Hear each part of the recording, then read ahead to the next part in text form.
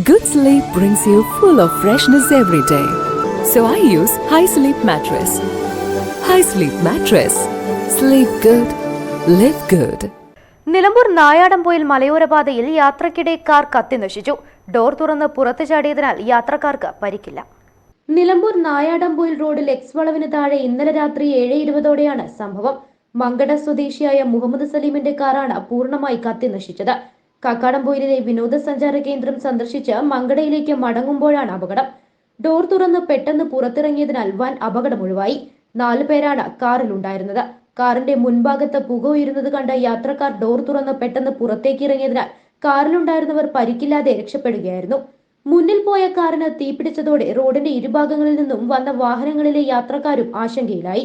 അരമണിക്കൂറിനുള്ളിൽ കാർ പൂർണ്ണമായി കത്തിനശിച്ചു. നിലമ്പൂരിൽ നിന്നും 20 കിലോമീറ്റർ ദൂരത്തിലാണ് കാർ കത്തിനശിച്ച നിലമ്പൂർ നായാടംപൊയിൽ റോഡിലെ എക്സ് വളവിന് താഴെയുള്ള ഭാഗം വെള്ളിയാഴ്ച ലോറിയിൽ കൊണ്ടുവന്ന വൈക്കോൽ പൂർണ്ണമായി കത്തിനശിച്ചിരുന്നു. News bureau, Nilambur.